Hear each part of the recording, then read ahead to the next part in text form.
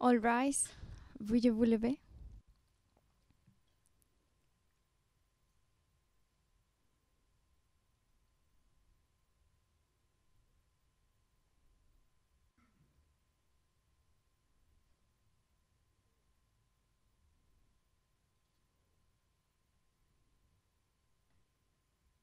Please be seated. Veuillez vous asseoir.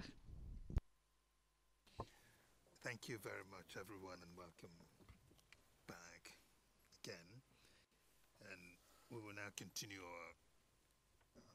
the debate. And next, we'll go to Mr. Malivaras. Thank you, Mr. President, members of the Appeals Chamber. As with Group A questions, I have attempted to answer specific questions, so I will also do that with Group B questions. Starting from questions A and B, I believe that the grammatical interpretation of Article 13b and Article 16 of the statute would suggest that in the former case, the UN Security Council must act within the parameters of and by observing the substantive conditions laid down in Chapter 7, while in the latter case, only the voting conditions of Chapter 7 have to be followed. According to this submission, an Article 13b decision may be taken only when the Security Council has determined that the situation where Article 5 crimes have allegedly been committed constitutes a breach of the peace. On the contrary, requests for deferral of investigation or prosecution only demand that the relevant decision meets the voting rule of Article 27, Paragraph 3, UN Charter. Indeed, the text of Resolution 1422 of July 2002, requesting that the Court does not commence a case against any personnel in a UN peacekeeping operation from a state not an ICC party, makes no determination as to any actual or potential threats to the peace or breach of the peace.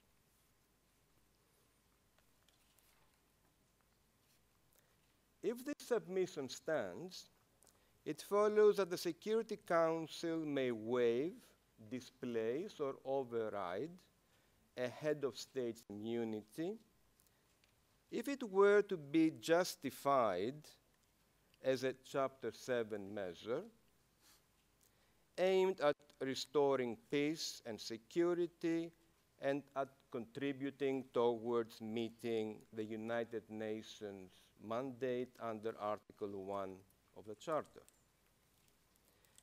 In such an instance, the Security Council should be able to waive the immunity of a member state's head of state. Where such state is also an ICC party should not be of relevance, and the same applies to whether it is a contracting party to treaties envisaging directly or indirectly head of state immunity.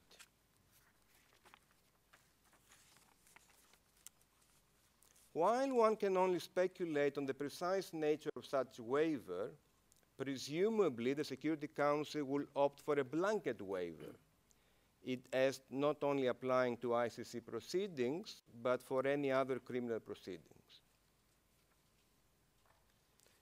As regards specifically question B, the answer, in my opinion, should be in the negative, since conventional provisions of the Rome Statute applicable to non-state parties would run against the sacred rules concerning state sovereignty. And this because these provisions would become binding on the state, on its government, and on its population, despite their apparent wish not to be a contracting party to the statute. Thus, there is an important differentiation between question A and question B.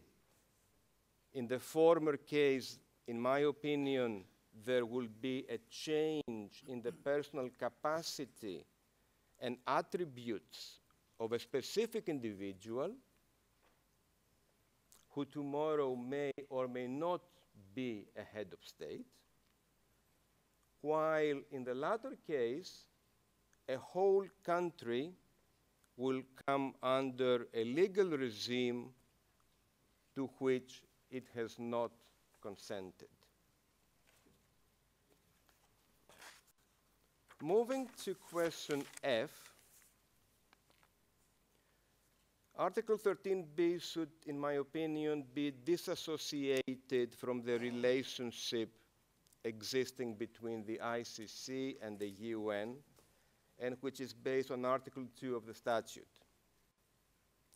The court may be the brainchild of the UN, but its statute was not adopted as a decision by a UN organ. On the contrary, Article 13b should be seen as the vehicle to prevent impunity in situations having an international dimension and being of direct concern to the global community, without having to create costly ad hoc tribunals like the ones in the former Yugoslavia and Rwanda. This suggestion would lead to the argument that the ICC should also be seen as an international judicial organ with limited criminal jurisdiction, ratione materiae, in the sense of being restricted to rule only on Article 5 crimes, but with unlimited jurisdiction, ratione personae, when so requested by the Security Council.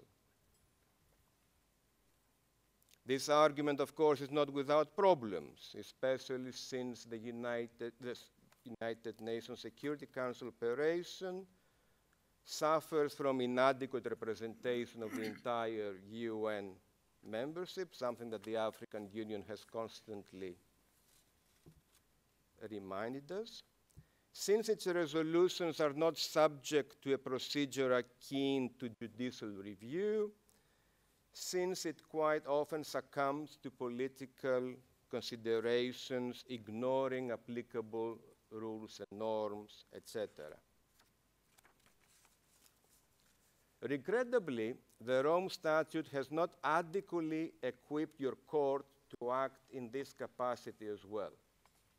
For example, Article 4, Paragraph 2 of the statute ought to have provided that the court exercises its functions and powers pursuant to the terms of Security Council referrals as well. This could be addressed if the statute were amended, which may or may not happen in the future. However, in the meantime, the court should pronounce on this additional competence, if of course you believe that it exists, and apply the Rome Statute accordingly.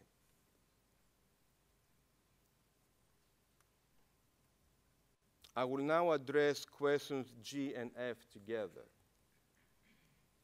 In my opinion, the distinction in paragraph 2 of Resolution 1593 could be explained by arguing that it is addressed to the government of the Sudan, and therefore the latter is obliged to carry it out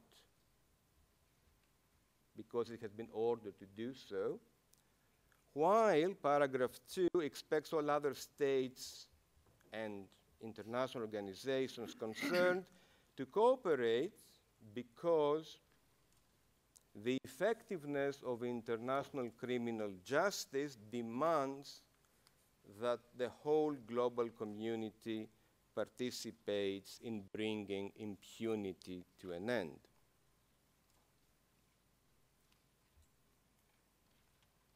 Moreover, Resolution 1593 could not have prescribed any obligations to states other than the Sudan because they were not involved in the Darfur situation, and consequently, on principle, they were disassociated from the crimes allegedly perpetrated there. For this reason, taken on its own, paragraph 2 of Resolution 1593 should not afford to third states a license, excuse, or defense to derogate from the immunities that the Republic of the Sudan enjoy or may enjoy under international law. However, the relevant passage in paragraph 2 may not take precedence over the obligations and duties that third states have in their capacity, in their specific capacity as ICC parties. To put it otherwise, the effect of paragraph 2, in my opinion, cannot be to diminish the Rome Statute obligations to mere discretion and argue that the ICC parties are no longer bound by the express obligation to fully and unconditionally cooperate with the court. This construction would be totally irrational. There is probably no base in international law to argue that the organ of an international organization may curtail the obligations that states have freely assumed, and I repeat, freely assumed, by ratifying a multilateral treaty.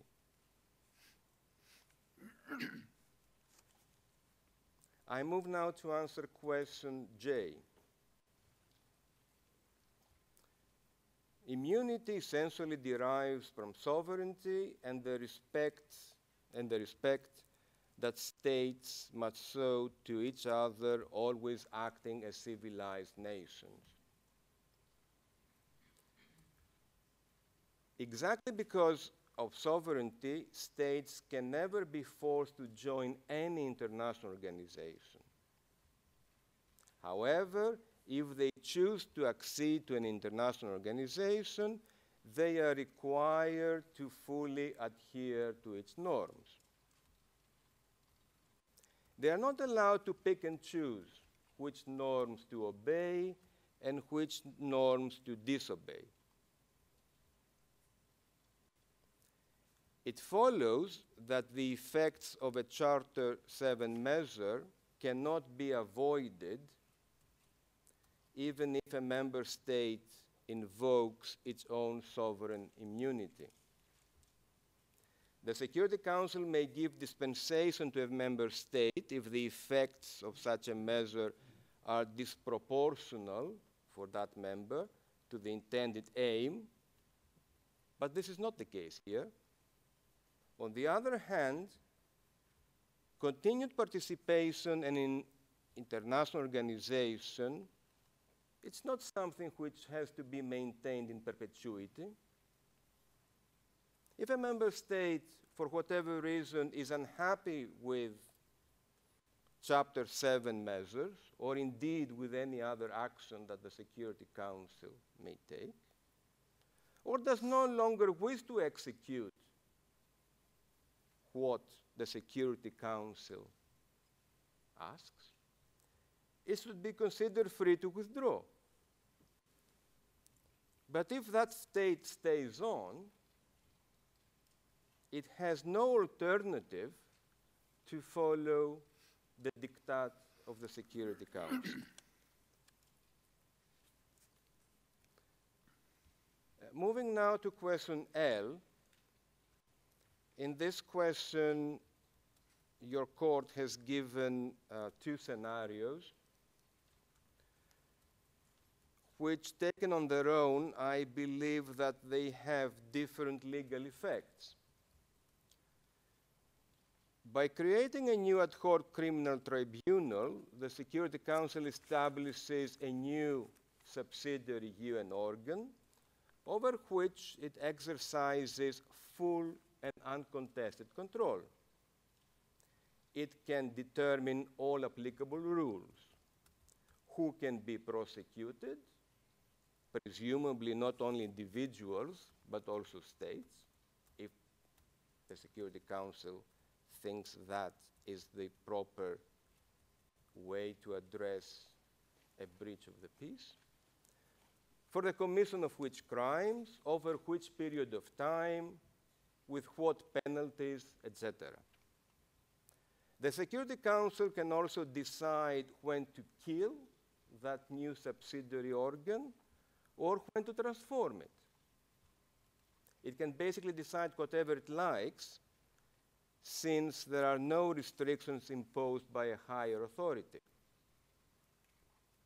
But when the Security Council refers a case to this court, effectively what it does is to take away the jurisdiction that domestic courts might have.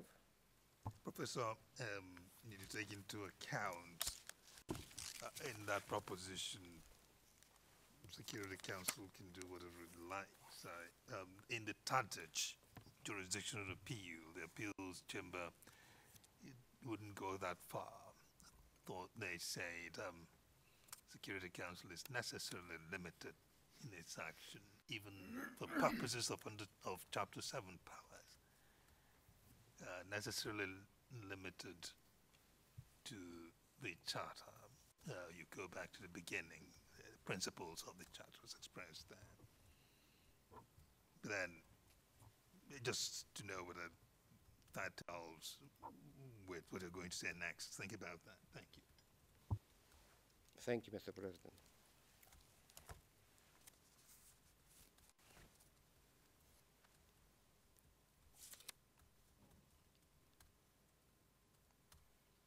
So, when a case is referred by the Security Council to this court,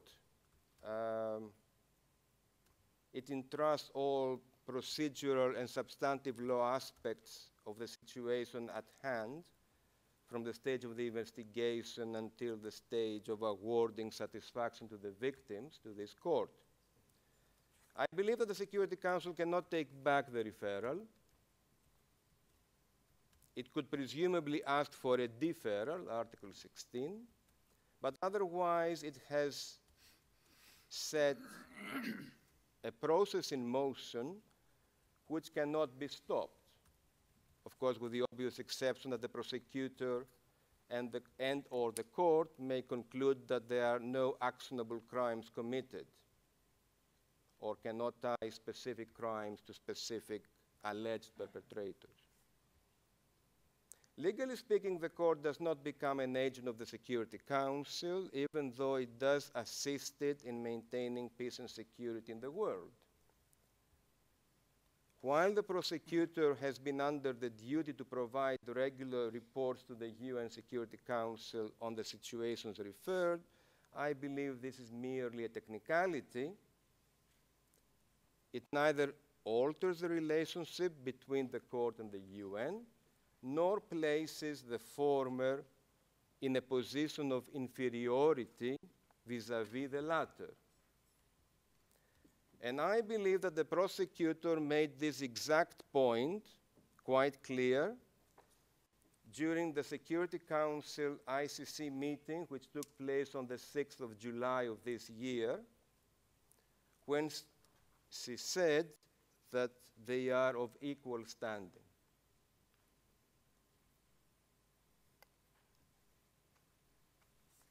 if the Security Council had created an ad hoc tribunal for Darfur, a proposition which presumably is still possible, perhaps the Security Council will ask this court to transfer the existing proceedings to the new ad hoc tribunal. Following the model of the former Yugoslavia and Rwandan ad hoc tribunal, there is no reason to believe that Mr. al-Bashir would have enjoyed immunity before it. Article 7 and Article 6 of the respective statute.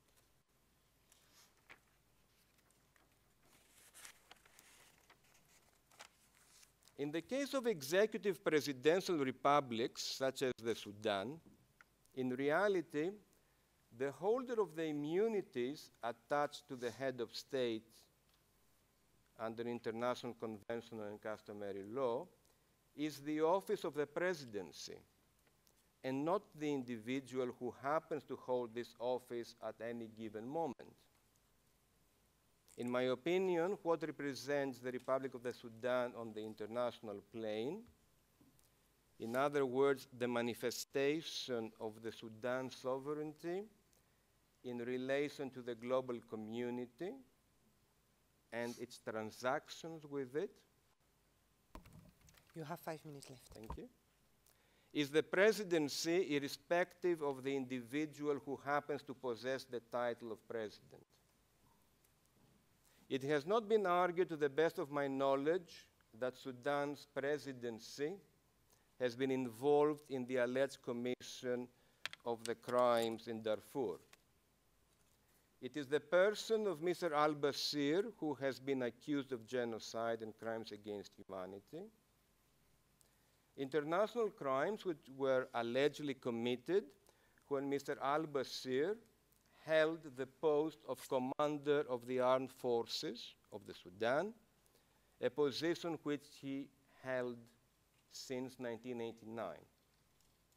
He retired from the post in January 2010 in order to be eligible to participate in the April 2010 presidential elections, which he won by 68% of the popular vote. Whether the person of Mr. al-Bashir and the state of the Sudan are one and the same is a debatable issue. Often, in African countries, the person of the head of state and the state itself coincide. It is difficult to distinguish between the two and determine which acts should be attributed to the former and which to the latter. But in the present appeal, I believe that this determination ought to be made. Did Mr. al-Bashir act on behalf of the state of the Sudan? Or did he act on his own free volition?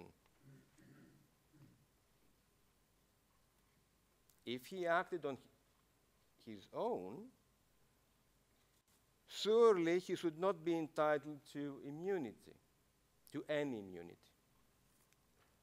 If he acted effectively on behalf of the state of the Sudan, he could be entitled to certain immunities. But the nature, the ferocity, and the mass scale of the crimes allegedly committed should be taken into consideration,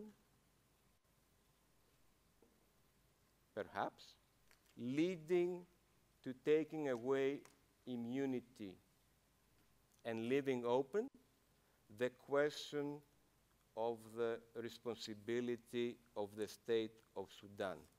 Thank you. Thank you very much, Professor. Next on the speaking list would be Mr. Newton, please. Thank you, Mr. President. May it please the court. As an outset matter, I wish to thank the bench for leave to have been out of court early this morning. That was a gracious gesture, and I appreciate it. I reiterate my position not as an advocate for either party, but as the voice and the interpreter of the data that we have collected. The data itself has no voice, and the Mapping BASHIR team has worked very hard to provide value added to these deliberations and to other people that are interested for other research purposes. The value of that data lies in the ability to distill it into legal and policy prescriptions, and as I said the other day, I do hope to add the voice of pragmatism and empirical reliability that will give the court some grounding to decide these complex issues. Before I turn to the three substantive issues that I want to raise related to questions in Cluster B, I want to very briefly revert to the issues that were insightfully raised by the bench yesterday regarding the comparison of pre-arrest travel and post-arrest travel. I answered from memory and from recollection and from insight in the data. I did not have the numbers at the top of my head. I want to give them to you now. I believe the word yesterday was baseline, so that you have the baseline. My answer yesterday was that there was no marked difference until the issuance of the second arrest warrant, in which case we noted a marked increase. Here's the data pre-arrest warrant. 2016, we noted 15 trips. I'm sorry, 2006, we noted 15 trips. 2007, we noted 9. 2008, for the record, we noted 10. Those facts, yesterday I didn't have the numbers at easy hand to give you because it was just from memory. In contrast, just to reiterate for the purposes of the record, post-warrant, 2009, 10, 2010, 4 trips, 2011, 10, 2012, 11, 2013, 18, 2014, 15, 2015, 27, 2016, 23, 2017, 24. There's that market increase that I commented upon. And then up to date this year, 2018, we've recorded 11 trips. That constitutes subsequent state practice in our view, where states are motivated by various considerations of head of state immunity. That is applicable both to states party and non-states parties. The bench has that entire data set for further analysis. Second thing, we briefly mentioned yesterday the issue regarding cancellations. And honestly, I just forgot to mention this. In the data that you have is a chart that lays out all of those cancellations and the reason. There was some concern from the bench that there were potentially diplomatic, private correspondence and things that we had missed. In the data set where it shows the explanations for cancellations, you'll see that many of those private things are reflected in the public record. The thing I forgot to note is that both sides to a cancellation are incentivized to highlight that. The political parties that have arranged for that, such as, for example, the United States that dissuaded attendance for the UN General Assembly, see it as being in their political interest to make sure that fact is widely known and publicly available. So that's why you see statements from foreign ministries, et cetera. Conversely, states who really would have wanted that travel to take place but felt that the cancellation was necessitated by other external factors. There's even examples where the cancellation is just blamed on the media, for example. That data is in the spreadsheet that you have as one nice, neat, compilated thing. Let me turn to the questions raised in question B with specific reference to the Security Council resolutions and the Security Council debate. Ms. Brady yesterday commented that it would be totally illogical for the Security Council to have used Article 13b to refer a situation regarding Darfur to this court while implicitly or expecting a different jurisprudential standard to apply. It's quite true that the members of the Security Council had watched the implementation of various resolutions for the ad hoc tribunals. They had seen Milosevic go to trial. They had seen the Plavsic case. They had seen Stanovic, Milutinovic, and other politicians. And her suggestion was that it seems absurd to suggest that the ICC has less power because it was empowered by the Security Council, in this case, as the alternative to creating an ad hoc tribunal. I think that's exactly right, so far as it goes. And I'll explain why. The distinction lies in something that I raised earlier, but which is absolutely very clearly reflected in the Security Council debates at the time of the adoption of the Resolution 1593 and subsequent, for reasons I'll get into. The Security Council was extremely conscious of the fact that there's a duality of grounding from pure Chapter 7 coercive authority and the corollary responsibilities of states parties under the Rome Statute. And I'll give you many examples directly from the record here in just a few minutes. With respect to Sudan itself, the record is very clear from both from states parties and other members of the Security Council that Sudan itself is absolutely bound by the full Chapter 7 authority of the Council. Let me read you just one example of many that I could read. Here's the Mexican delegation on the 4th of December 2009. The government of Sudan is obliged to investigate and prosecute the perpetrators of international crimes committed within its jurisdiction. This is a basic principle. Absolutely it is. And a premise of the system created by the Rome Statute. Yes. Events since the adoption of Resolution 1593 show that, faced with the government's inaction, the International Criminal Court should exercise its jurisdiction. All of the other parties to the Darfur conflict, note that does not include, as was just said, other states and other areas such as Jordan or et cetera, but the parties to the conflict should cooperate with it. Therefore, we recall that the total lack of cooperation of the government of Sudan is a challenge not only to the work of the court, but also to the authority of the Security Council. And I could give you dozens more of those statements. They're in the record that we have provided. With respect to Sudan, the record is absolutely clear, and the prosecutor is absolutely right that the resolution and the Security Council fully expected full cooperation, no immunity claims. There are other arguments, when arguments are raised by Sudanese officials, that they may rely on the fact that they're a non-state party under the Vienna Convention and argue that line of argument. Very explicit pushback on that from the Security Council. At the very same time, there's extensive evidence in the record that the Security Council was very aware that there's a duality of relationships between pure Chapter 7 ad hoc organizations and the Rome Statute as a sui generis treaty-based court that's constitutive power derives from the treaty at its core. Article 90 speaks of an existing international obligation to extradite. There's been allusions in this court and in the debates in the Security Council to the entire admissibility regime and the primary duty of sovereign states to exercise jurisdiction. That's replete throughout the record. The record shows that the Security Council clearly understood that the constitutive document of the Rome Statute requires a healthy synergy, and it does not require total displacement of all other international legal obligations or all other treaty obligations or all other relevant pieces of international law. That's very clear in the record. Turning to the data quickly, I note that I've got about 10 minutes, and I want to give you 3 quick examples from the data that support these premises. It's important to note, I think, for the record, that the prosecutor performed an extremely valuable service through these 27 reports, because what you see are very clear prosecutorial reports and increasingly strident pleas for cooperation. In the very first report, Mr. Ocampo said, "I can't do my job without the full cooperation and the full support of the council." He pleaded for support. And that thread runs continuously through. We speculated yesterday on whether and what the Security Council knew of the Charles Taylor verdict. As early as 2009, the OTP staked out the position that has been raised here in court that sovereign immunity automatically is washed away in all aspects vis-a-vis Sudan. In 2009, the prosecutor made that very, very clear.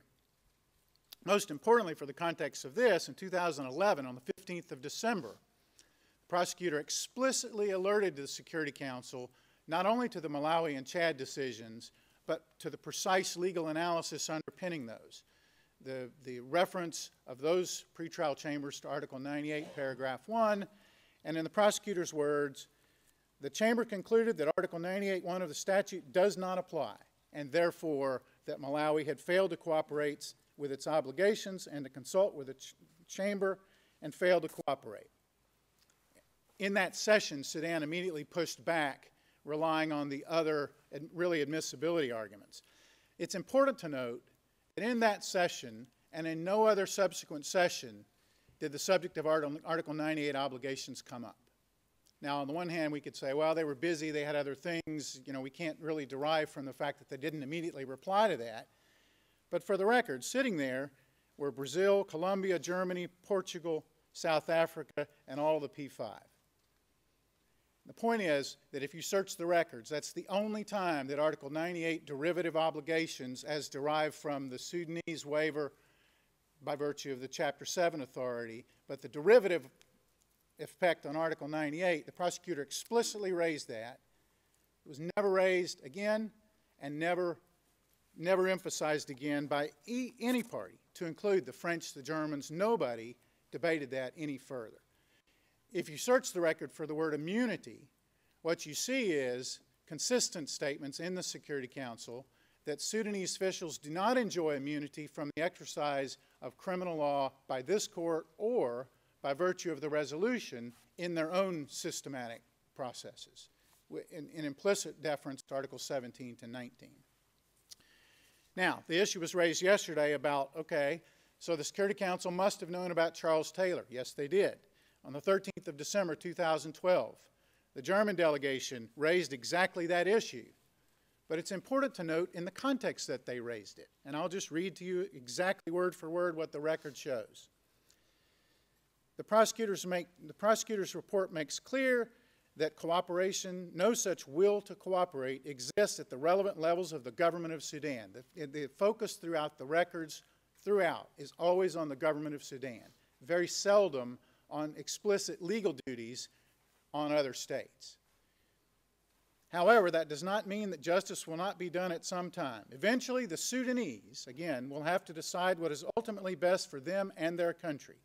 The recent sentencing of Charles Taylor by the Special Court for Sierra Leone to 50 years in prison. You're now quoting? Yes, sir.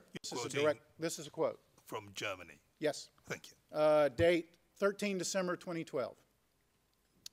The recent sentencing of Charles Taylor by the Special Court for Sierra Leone to 50 years in prison is a clear sign that the age of accountability is neither a dream nor a mere concept, but is becoming a reality. We must not waver in our determination to foster that reality. Perpetrators of genocide, crimes against humanity, and other serious crimes must not and cannot be allowed to avoid justice. And here's the key. Notwithstanding the Sudan's primary responsibility to cooperate, we have taken full note of the court's findings regarding the non-cooperation of other countries when they've been visited by President al-Bashir. The non-execution of court requests severely affects its function to fulfill its mandate. Germany therefore reiterates its call upon all states parties to fully honor their obligations, and now we're waiting for the punchline. Do they flow from the Security Council resolution as mandated or assumed by? No, the German delegation says their obligations under the Rome Statute. In particular, their obligations to cooperate with the court and execute any warrant of arrest. Implicitly, that argument includes, of course, Article 98, the admissibility regime, all the other provisions of the statute that rely and directly incorporate both other provisions of substantive international law as well as other procedural provisions of international law. To summarize, and I could give you many more quotes of that nature, they're replete in the record. There's lots of hand-wringing. Lots of hand-wringing. There's lots of generalized political disapproval. There's lots of states that say, we wish they would cooperate. We're aware of this travel. We sympathize with your plight, Madam Prosecutor. We wish and we want this case to be tried. But no effort by the Security Council in the record to directly tie the obligations of third-party corollary states that are not parties to the situation in Darfur to explicit duties derived from the Security Council, beyond the repeated and obvious exhortation, we urge cooperation. We would like cooperation. Isn't that a matter of interpretation of the applicable law in the particular circumstances? Mr. President, I think you're right. It is an interpretation of. I'm sorry. As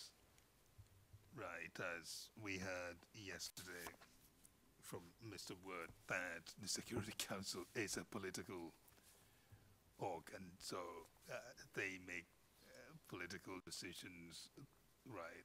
The law follows. or vice versa, as the case may be. Here, one thought that has been occurring all along is this. I mean, in the, I think it was in the Wimbledon case, the PCIJ said that a treaty can restrict sovereignty in the sense of requiring how sovereignty is to be exercised in the particular circumstances. Now, so the emphasis there is treaty obligations restricting sovereignty by directing its exercise. If we have a scenario where the Security Council, acting under Chapter 7 powers of UN, which is a treaty that its members are signatory to, and that exercise of power engages the question about full cooperation of Sudan. And he raises the question, what does full cooperation mean? Does it include saying, if your head of state is implicated in crime, you have to surrender him? That is Sudan now. If that is the case, assuming that is a correct view of it, as to the obligation of Sudan, can that scenario generate then immunity for the head of state of Sudan, who Sudan is obligated to surrender? Can it then generate immunity for him that is opposable to Jordan, that Jordan must respect? That is one question that has been troubling me personally in discussing all this stuff. Thank you. Thank you, Mr. President. I note for the record that I have 90 seconds left, so I would request just a slight deviation, both to answer your question, but also to very quickly raise the third point. I think you're right insofar as Sudan goes, and the record and the prosecutor has very clearly said, and the debates in the Security Council absolutely reflect that understanding, that vis-a-vis the court in a vertical relationship, absolutely no question. Full Chapter 7 authority, relying on 103 and the duty of all states, in this case Sudan, or, and it's worth remembering, not only Sudan, but any other state involved or the agents of that state involved in the situation. That's what they're talking about. But here I think it's very interesting, and I urge you to take the time to look at the data, because I've only briefly summarized many, many other statements. In this case, you're absolutely right, as we all know, that these are political statements in a political context. But it's most interesting that repeatedly the legal arguments are raised very explicitly with regard to Article 98.1 and with regard to the derivative legal duties of other states who are caught in that essentially a conflict of laws, a dual avoidance, not to frustrate the will of the Security Council and at the same time to honor their binding Rome Statute obligations, given the fact that the Rome Statute does in fact build in respect for other international legal obligations. That's the quandary. Those issues are directly raised to the Security Council over and over and over and over again. And I would note for the record, if you go back and read, again, I think the prosecutor's reports do a great deal of value here. They're more explicitly raised and more stridently raised as time goes on. Now, in that context, what's marked here, both as a matter of subsequent state practice, but also as a matter of subsequent practice within the Security Council, those derivative arguments vis-a-vis third-party states, which was your question, get zero traction. None. There's very little pushback on the legal technical issues, and they're explicitly raised. In fact, and I'll briefly conclude, there's a great number of statements, once the African Union resolutions come into fore, a number of statements of states who specifically argue the exact opposite, that there's a lex specialis, that there's a regional duty to comply with the conflicting duties of the regional organization, and I could read you as many as you would let me have time to read you. where they explicitly say we have the duty to comply with our regional organization in violation of what you might otherwise impose on Sudan. And again, no pushback. Nothing that I could find in the record where states come back and say, hold on a minute, hold on a minute. Subordinate regional organization duty, implicit duty, coercive duty derived from Chapter 7, there is none of that in the record. There's some mushy political statements urging cooperation. My point, sir, is I wish that they had directly confronted these issues on the record, and they were, in fact, directly confronted with these issues in the form of statements, both from the prosecutor and from other states. And there's a very strong trend. We could call it lex specialis, we could call it a regional custom, we could frame it in different ways. But that's very clearly raised repeatedly by a number of states, and I would note also for the record, not only by African states. Now, good news for you is you have 4 minutes. I said the good news for you is you have 4 minutes left. But within that, can you also take this variation of the conundrum I posed earlier? Duty to implement, duty of full cooperation on Sudan. Now, one can get, I say this because you've, I asked this because you've, put onto the record prosecutors' statements to the Security Council report saying there is zero cooperation. As regards Sudan, for instance, who bears that primary duty to cooperate? One could say, well, Sudan, it's one thing for you to say, we don't have to surrender our head of state to you as a matter of full cooperation. But there are other things we have done as Sudan to fully cooperate in other ways. Prosecutor, you are now going for the overkill to want us also to cough up our head of state.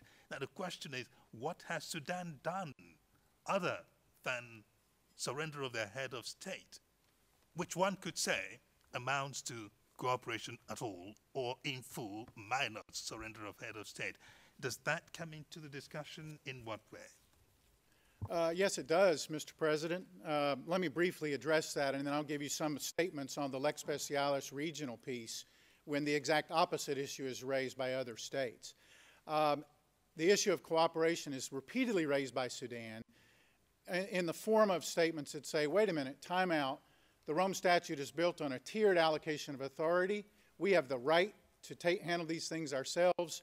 Other states and the Security Council writ large calls their hand on that and says, all right, demonstrate concrete progress. The only repeated answer in the record is to say, but it's in the agreements. Give us time. We're working on it. And over and over again, the reply from other Security Council members is, no, you've shown, again, if you search for immunity, that's where you see it coming up in the record. You've demonstrated immunity from your domestic processes vis-a-vis all Sudanese officials. Therefore, recourse to the court is totally appropriate. But again, for the record, those issues are raised in the context of Sudan, and when complaints are raised about non-cooperation of other states, both states parties and non-states parties, you don't have nearly that same degree of technical, legal argumentation in terms of a binding duty flowing from Resolution 1593. You have resort instead to the broader duties of the fit, the interconnected, complicated fit of the Rome Statute as a treaty, but a treaty that also embeds duties owed to other states, procedural restraints, etc. The question then becomes this, another question. Is it possible then to say we're looking at a condition, and I know everybody will speak to it in that turn, a condition of the very opposite of full cooperation on the part of Sudan, which is non-cooperation at all. If that is the case, is it possible to view that as a condition of illegality, which no member state should sustain or encourage? It's an interesting question. That's a nice hypothetical. I like that. I think the Charter is framed in Article 25 in exactly the opposite manner, that nation states have the duty to accept and carry out. So we're the Security Council using Chapter 7 authority to implicitly invoke the coercive power of Article 41, et cetera, and say, we find that the non-arrest, and the example that comes to mind is from Somalia, where the Security Council did exactly the same thing. The non-arrest and non-transfer to justice of this person or these group of officials we deem to be a threat to international peace and security. Therefore, we decide under Chapter 7 that all nation states have the duty to facilitate that transfer. The hypothetical you raised, that would be perfectly lawful, totally appropriate, and in fact has been done. Somalia is the one example that comes to mind.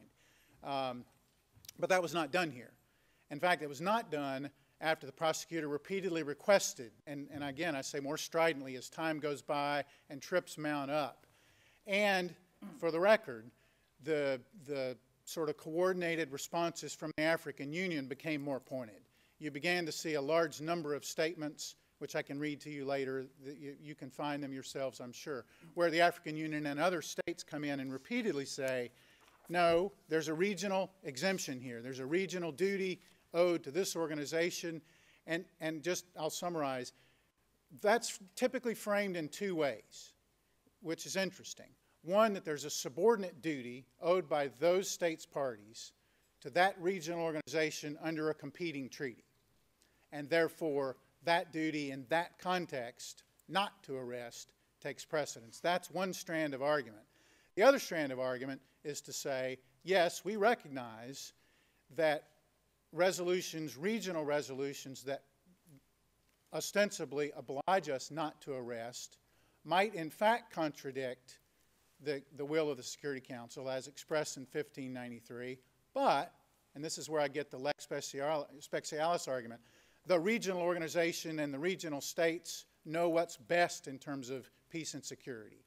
And therefore, Security Council, we ask you to defer while they at the regional level work out what they think is best for regional peace and security. And the time may come when you have to take a Somalia-type solution and order express actions, which, as you postulate, would then require duties on the part of all states. But we're not there yet because regional peace and stability is moving in the right direction. We are improving in a variety of metrics. Actually, I was thinking about draft Article 41.2 of the draft articles on responsibility of states for international and wrongful act. That's the sense of it, but we don't need to detain ourselves on that. Thank you. No, my last words, Mr. President, I mentioned other states. Clearly, you have a range of African states raising that lex specialis argument. I mentioned that there were other states from externally. You can find this yourselves. Equatorial Guinea, Vietnam, Latin American states, Bolivia, a number of other states raised that, both from without the region. And again, the key point is that these issues, in terms of, it's a wonderful debate if you read it, because the legal issues are squarely teed up in front of the Security Council. 98.1, the collateral duties of states, the collision between treaty obligations under the Rome Statute and broader obligations owed vis-a-vis other states. Those issues are squarely teed up and consistently avoided. Thank you, Mr. President. Thank you very much, Mr. Newton. Now we will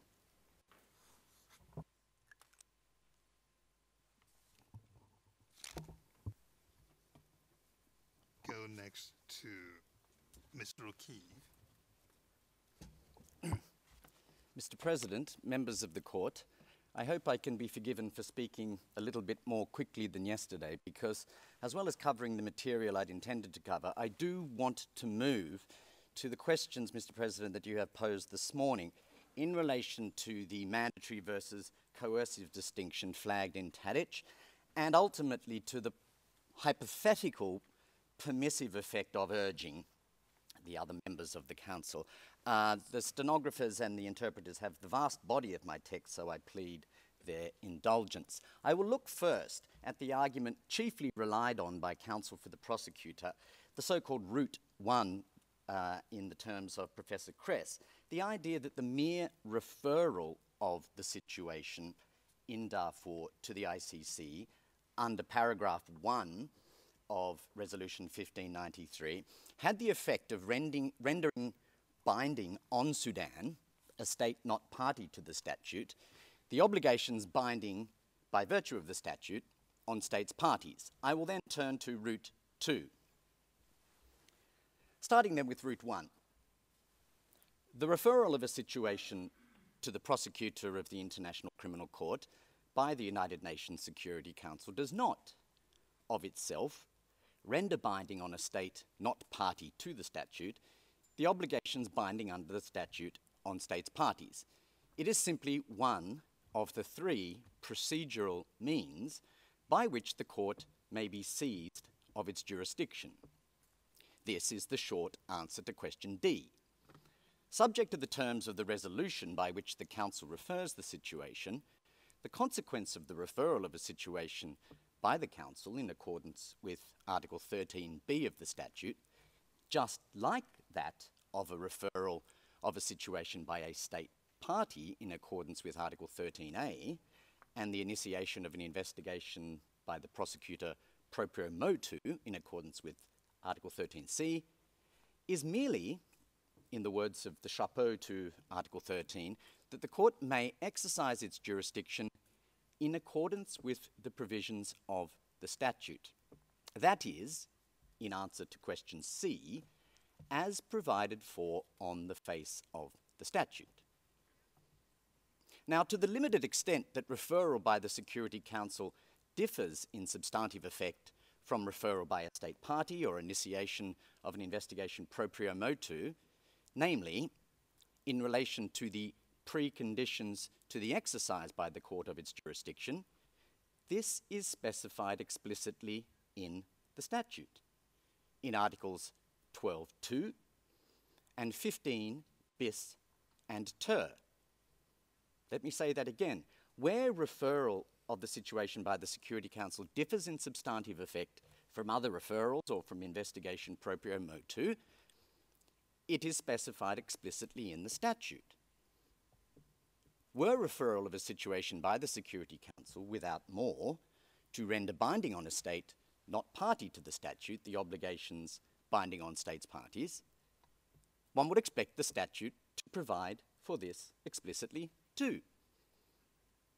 Indeed, the statute would need to provide for this explicitly, given that the Pactus Tertius rule, which stipulates that a treaty creates neither rights nor obligations for a state not party to it without that state's consent, is a cardinal tenet of the customary international law of treaties. Now, I refer the court in this regard to footnote 11 of my written observations, and there you will see that the International Court of Justice in the Elettronica Sicula case, Italy versus the United States of America, known as the ELSI case, at paragraph 50 said, and I quote, that an important principle of customary international law is not to be held to have been tacitly dispensed with in the absence of any words making clear an intention to do so.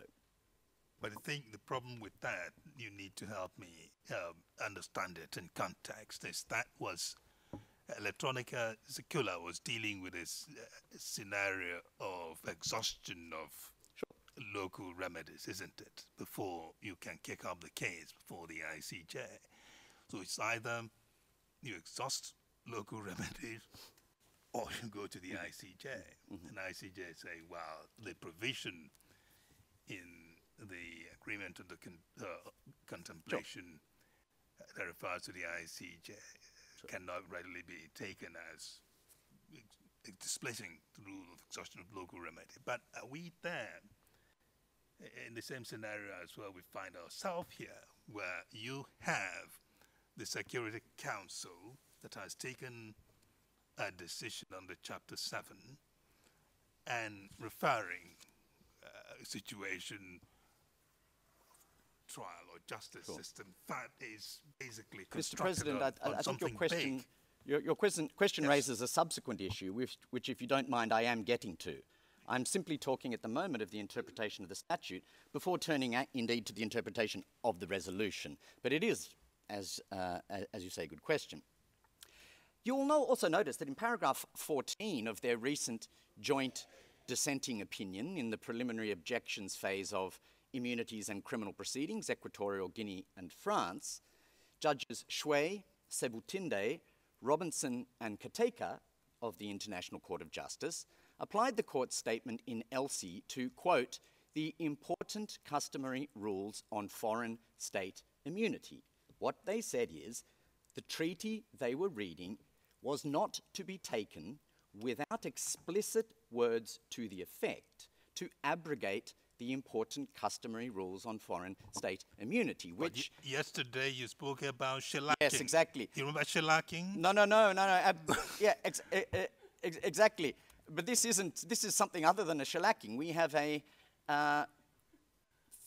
4-judge joint dissenting opinion, and there were others, indeed, in the case. I'm just really highlighting the potential application, as it were, to head of state immunity, and ultimately, sorry, not to head of state immunity in this context, but to the pacta tertius rule. My argument is that if the Rome Statute wants to do away with one of the cardinal rules of the international legal order, one would expect it to do so explicitly, and indeed one, I think, would need it to do so explicitly. But nowhere does the Rome Statute explicitly provide, or even, I would have to say, even necessarily imply that the referral of a situation by the Security Council of itself renders binding on a state not party to the statute the obligations binding under the statute on states parties. Now, the assertion that the Security Council's referral of the situation under Article 13b of the Rome Statute of itself renders binding on a state not party to that statute the obligations binding on states parties raises an overlooked question, and I'm a bit surprised it hasn't been raised in the case yet. If this were indeed so, in other words, if the Security Council's decision in paragraph 1 to refer the situation in Darfur to the court were in and of itself sufficient to create for Sudan all the obligations which would otherwise be considered treaty obligations under the statute, then why did the Security Council not satisfy itself with paragraph 1, but go on in paragraph 2 to decide that the government of Sudan shall cooperate fully and provide any necessary assistance to the court and the prosecutor? Why would the decision in paragraph 2, which gave rise to an obligation for Sudan under Article 25 of the United Nations Charter, that Sudan shall, and I quote, cooperate fully with the court, have been necessary were the obligation in Article 86 of the Rome Statute to, and I quote, cooperate fully with the court by virtue of paragraph 1 of Resolution 1543 was already binding on Sudan. Why reproduce the very same obligation found in the statute in a separate decision in the subsequent provision if that obligation as a statutory obligation were already applicable to Sudan? I would also point out that the Security Council adopted exactly the same approach in its only other referral of a situation to date to the court, namely in relation to Libya, a state which, like Sudan, is not a party to the Rome Statute.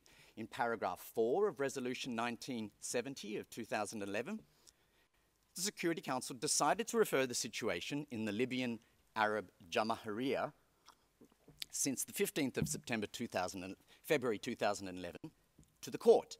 In paragraph 5, the very next paragraph, using mutatis mutandis language identical to that in paragraph 2 of Resolution 1593, the Council decided, and I quote, that the Libyan authorities shall cooperate fully with and provide any necessary assistance to the court and the prosecutor pursuant to this resolution. Again, why would the imposition in paragraph 5 of a charter-based obligation on Libya to, quote, cooperate fully with the court have been necessary had the mere act of referral of the situation to the court in paragraph 4 imposed on Libya the obligation in Article 86 of the Rome Statute to, and I quote, cooperate fully with the court? In short, what I am saying is this, Mr. President and members of the court, that root 2 is incompatible with route 1. If you say that the Council under paragraph 2 is capable of and indeed did bind Sudan, then you can't at the same time say, well, our fallback position really is that it's 1 and they can both sort of live together. Now, I don't for a minute maintain that route 2 is sustainable, as you'll see in a minute, and so I don't draw the same conclusions as Professor Kress, but I do thank him for drawing attention to the likeness of text between the two provisions. So I think route 1 is, with the greatest of respect, highly implausible. Well, what about route 2? And in answer to question B, so that answers question A, I think. In answer to question B, I do believe it would be within the power of the Security Council, acting under Chapter 7, to decide that a member of the United Nations, which is not a state party to the Rome Statute, shall be bound by the obligations binding under the statute on states parties. Now, in this regard, I refer simply to the detailed explanation that I've given in paragraph 13, including footnote 15 of my written observation. There I derive this conclusion from the powers of the Security Council. I don't think we have much disagreement on that particular point. The disagreement, it seems to me, on this point is whether any such decision by the Council would need to be explicit. And I do believe it does need to be explicit for the reasons given in Elsie, as backed up again recently in the joint dissenting opinion of Judges Shui, Sebutunde, Robinson and Kateka in Equatorial Guinea and France.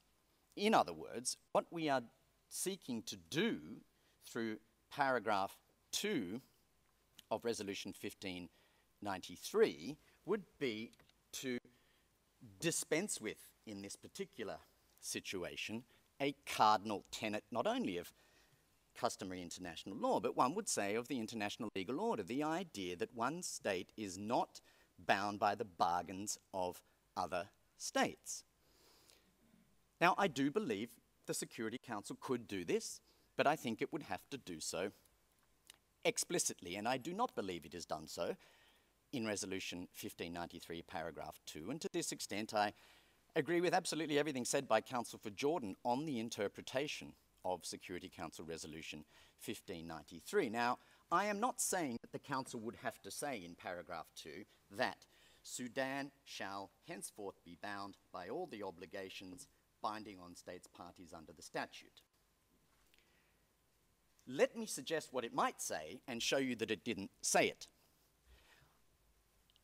It may be enough to say, and I don't want to say anything more than that because it's a hypothetical, that Sudan shall cooperate fully with and provide any necessary assistance to the court and the prosecutor. So far, so much has been said in paragraph 2, pursuant to the Rome Statute. That might be enough. I think personally that might be explicit enough to say that Sudan shall cooperate with the court and the prosecutor pursuant to the statute.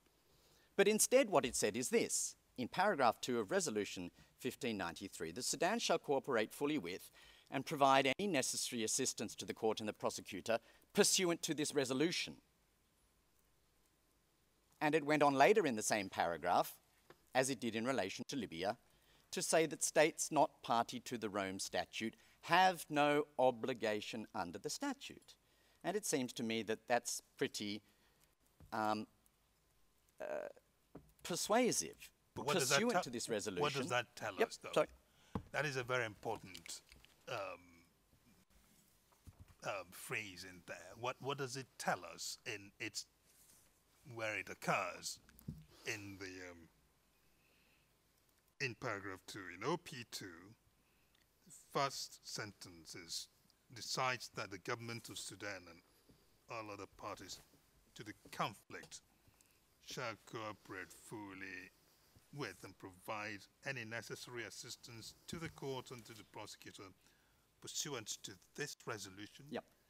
And then it continues, while recognizing that states not party to the Rome Statute have no obligation under the statute, urges all states and so on and so forth. Sure, sure. But can that thing that's said here in the middle have some sort of backward reflection on the obligations of Sudan vis-a-vis the Rome Statute?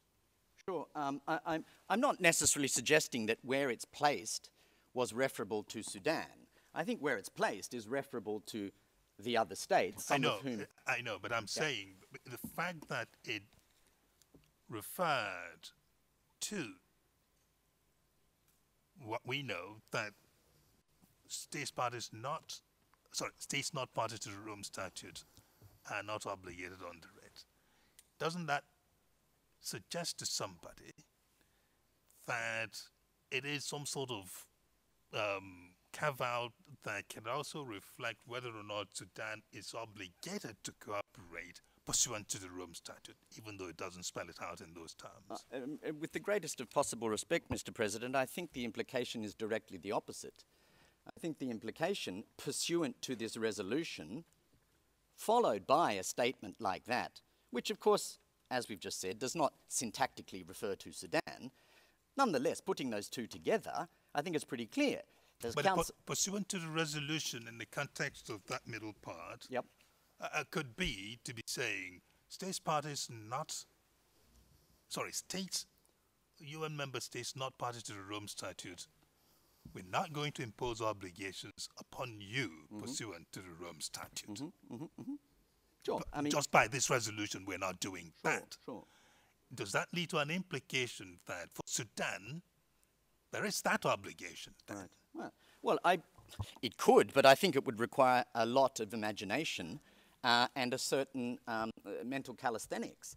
I think really the far clearer implication, pursuant to this resolution and so on, is the opposite. So I wouldn't say it's impossible. I would just say it's implausible. But many things are possible in this world. Only certain things are plausible, and even fewer things are persuasive. So, with respect, I would say that that's that. I would like to turn to the powers of the Security Council, because this touches on what you've said, and I will answer some of the questions raised in your revised order, and then some of the questions you have raised this morning, Mr. President. Article 25 of the United Nations Charter provides that members agree to accept and carry out the decisions of the Security Council. Now notice that word, decisions. Only decisions of the Security Council are binding on members. But, and this begins to build up the picture as to the mandatory coercive distinction, as made clear by the International Court of Justice, paragraph 113 of the Namibia case, a decision of the Security Council need not be taken under Chapter 7 of the Charter for it to be binding. What counts is that it can be characterized as a decision. Now, I'll go on to see how we characterize something as a decision, but the point is that it's character as a decision rather than its taking under Chapter 7, which makes it binding. Now, nonetheless, as Counsel for Jordan pointed out, apart from routine institutional or housekeeping decisions, it's almost always the case that the Council takes decisions under Chapter 7. Now, the reasons for this are partly factual. Usually it takes a decision in the area of the maintenance of international peace and security. But they are partly legal, and in legal terms there are 4 advantages for the Security Council in taking a decision under Chapter 7 which are relevant to the present case. Now, only the first of these is relevant to the bare referral of a situation to the ICC. In other words, only the first of what I'm about to say is directly relevant to question E. The third is relevant to the question posed by you, Mr. President, to Counsel for the African Union as to the distinction between mandatory and coercive.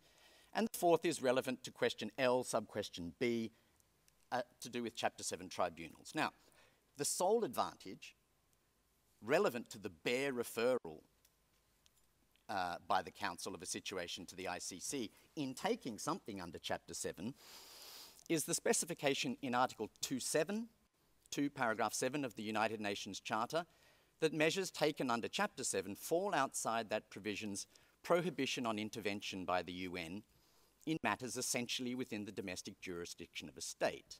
In other words, the condition in Article 13b of the Rome Statute that referral be effected by the Security Council acting under Chapter 7 preempts the potential objection that the referral of a situation, like that in Darfur, which is internal to a state, Council, 4 more minutes for you. sure, constitutes an impermissible intervention by the UN in a manner within that state's domestic jurisdiction.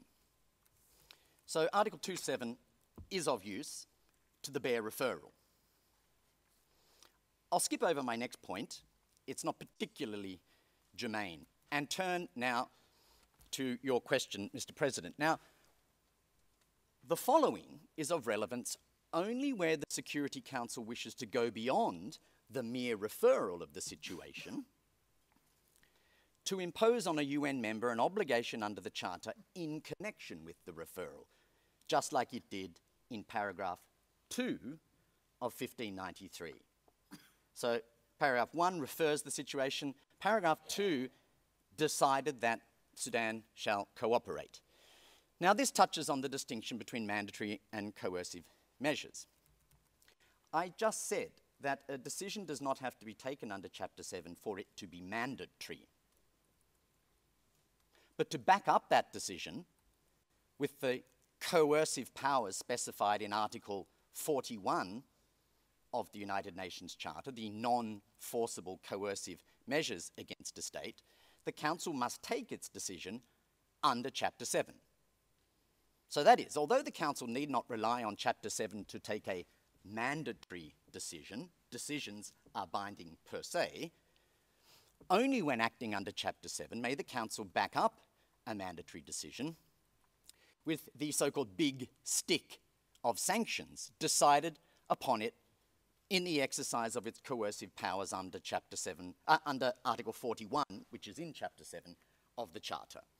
So a decision is mandatory because it's a decision, but if you want to impose on the state towards which you are directing a certain decision, or if you want to decide that member states of the United Nations shall take measures such as the interruption of telecommunications and travel and so on, then you need to decide under Chapter 7 to bring into play the non-forcible coercive measures. So with the greatest of respect, Mr. President, the distinction between mandatory and coercive has nothing to do with the possible permissive effect of an urging, to which I will now turn. What is a decision of the Security Council within the meaning of Article 25? The Namibia case says language first, but you have to look also to the drafting and so on. Well, in the practice of the Council, before 1990, both the terms decides and calls upon could, in the right context, in the latter context, looking at the drafting and the arguments in the Council, constitute a decision binding on a state. Since the 1990s, the Council uses decides and decides alone for decisions. Either way, it has never been in doubt that the word urges denotes no more than a hortatory recommendation, a non-binding recommendation. Now, of course, Mr. President, you're not suggesting that urging is binding. What you're suggesting is that through the urge, as it were, you could use that as a license or a permission to abrogate immunities. Well, the answer is, with the greatest of possible respect, you could not. Let's look at treaty-based immunities. What you would have, let's say you have an obligation under the United Nations Charter to abrogate immunity and an obligation under a treaty to uphold immunity. Article 103 of the UN Charter, a tiebreaker between treaties, says the Charter prevails. But you have to have a decision of the Security Council. You have to have an obligation under the Charter in the very words of Article 103. Urging does not create an obligation. In other words, urging would not allow you to break a treaty like the treaty in relation to the Arab League. Now, what about customary international law? Some people would argue, and it's been argued in this court, that Article 103 itself... You need to finish that thought and we'll leave it there. Can I just finish the customary point? Because it's very important to what you say. We'll let you finish that. Yeah. Your time is up. My personal argument would be, at least in this case, you don't need to rely on 103. A treaty obligation always is applied over a customary obligation to the extent of the inconsistency. But again, you don't have an obligation here. You have an urge. So the short answer to your question is that urging could not permissibly be used as a license to abrogate either treaty-based or customary immunities. And with that, I will hand over to you, Mr. President. Thank you very much, Mr. O'Keefe. Now,